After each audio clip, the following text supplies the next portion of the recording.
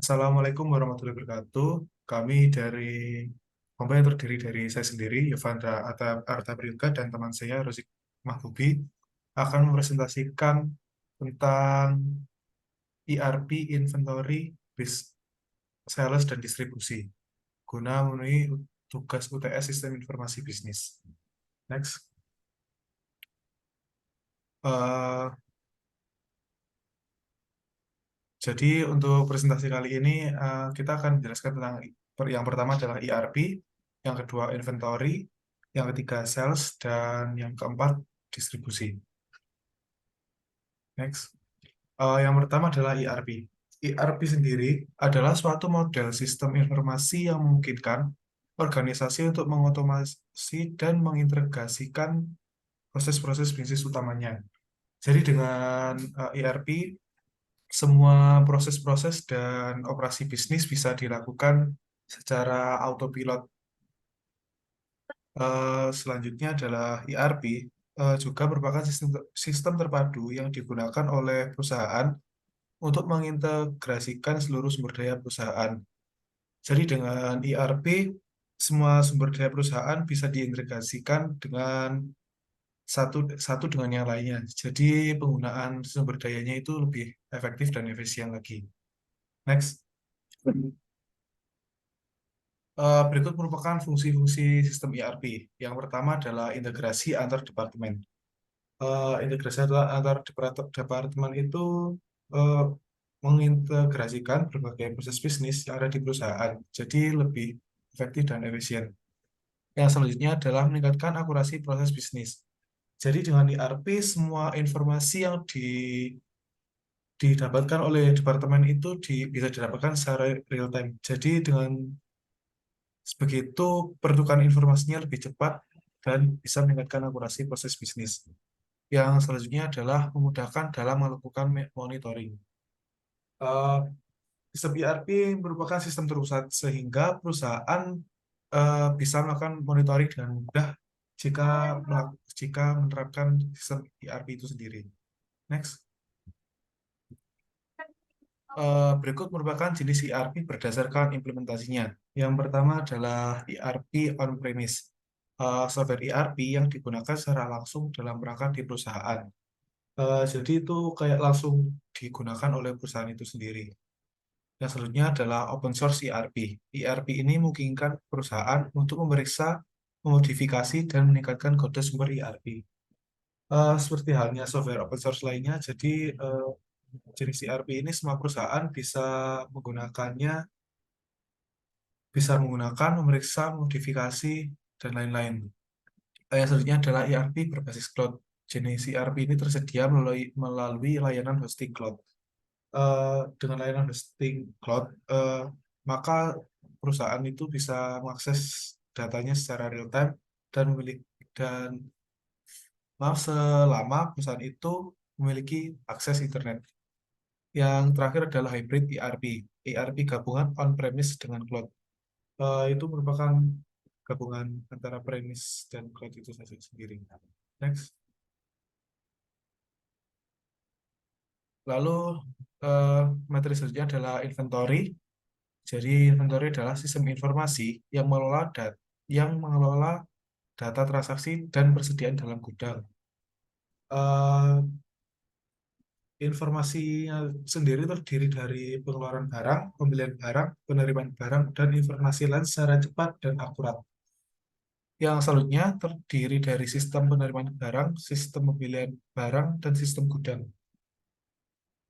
Next. Berikut merupakan fungsi-fungsi inventory. Yang pertama adalah pelacakan persediaan. Jadi sistem ini memungkinkan perusahaan untuk melacak persediaan mereka secara real time, mencakup pengetahuan tentang berapa banyak yang tersedia, di mana barang itu berada, dan kapan mereka perlu pesan kembali. Lalu optimalisasi persediaan. Dengan memahami pola penjualan permintaan, sistem ini dapat membantu mengoptimalkan jumlah persediaan mereka. Ini dapat mencegah overstocking, understocking, dan yang keduanya, di mana yang keduanya itu merupakan hal yang bisa merugikan perusahaan. Yang selanjutnya adalah pengelolaan pesanan.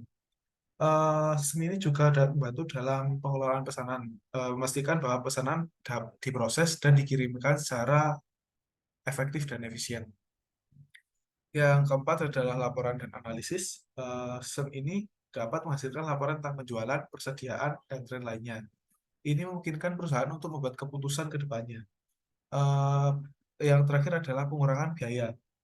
Dengan mengoptimalkan persediaan dan proses pesanan, sistem ini dapat membantu perusahaan mengurangi biaya operasional.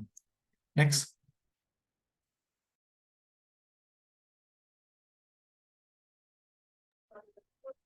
Yang selanjutnya adalah distribusi. Apa itu distribusi? Distribusi merupakan proses perpindahan barang ataupun produk yang dibutuhkan oleh organisasi. Barang ini bisa berupa produk hasil produksi maupun bahan baku yang digunakan untuk produksi. Distribusi juga berperan untuk melakukan persebarluasan produk hasil produksi dari organisasi itu sendiri. Selanjutnya adalah hubungan distribusi dengan sistem informasi manajemen. Sistem informasi manajemen berperan sangat penting untuk meningkatkan efisiensi dalam distribusi barang. Sistem informasi manajemen mampu menghasilkan data-data prediksi dan juga rekomendasi-rekomendasi yang digunakan sebagai pendukung keputusan untuk melakukan distribusi barang ke berbagai tempat. Misalnya, jika organisasi tersebut memiliki banyak gudang ataupun juga banyak toko di berbagai daerah, maka sistem informasi manajemen dapat menghasilkan rekomendasi-rekomendasi tempat untuk melakukan distribusi produk tersebut maupun bahan baku yang akan digunakan sebagai bahan produksi. Yang selanjutnya adalah sales atau penjualan. Apa itu sales? Sales merupakan kegiatan pertukaran antara mata uang tukar dengan produk. Secara singkatnya, sales merupakan proses penjualan ataupun pemasaran produk-produk hasil produksi dari organisasi atau perusahaan kepada konsumen. Apa peran sales? Sales atau penjualan berperan penting bagi perusahaan ataupun organisasi sebagai sumber modal utama dari perusahaan itu sendiri. Karena kemungkinan organisasi ataupun perusahaan yang memiliki kegiatan penjualan di dalamnya merupakan organisasi ataupun perusahaan yang memiliki tujuan utama untuk meraup profit sebanyak-banyaknya, sehingga menjadikan penjualan ataupun sales menjadikan sales dan penjualan ataupun penjualan sebagai kegiatan utama daripada organisasi dan ataupun perusahaan tersebut. Sales juga berperan penting dalam membangun loyalitas pelanggan kepada perusahaan itu sendiri. Jadi loyalitas pelanggan ataupun hubungan pelanggan dengan organisasi atau perusahaan dapat dibangun dengan lebih baik melalui sales ataupun penjualan produk kepada pelanggan.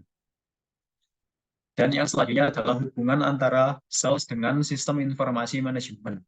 Sales dan sistem informasi manajemen memiliki hubungan yang sangat kuat, di mana sales memiliki data-data yang sangat penting agar sistem informasi manajemen dapat menghasilkan data-data hasil prediksi dari data-data yang didapatkan dari sales tersebut. Kemudian data-data tersebut diolah menjadi rekomendasi-rekomendasi ataupun data yang untuk menunjang keputusan yang diambil dalam proses kegiatan sales ataupun penjualan, sehingga menjadikan sales dan sistem informasi manajemen memiliki hubungan yang sangat erat dan juga sangat penting kaitannya untuk kegiatan organisasi ataupun perusahaan. Sekian presentasi dari kelompok kami. Mohon maaf bila ada salah kata ataupun kalimat. Kami mohon undur diri. Wassalamualaikum warahmatullahi wabarakatuh.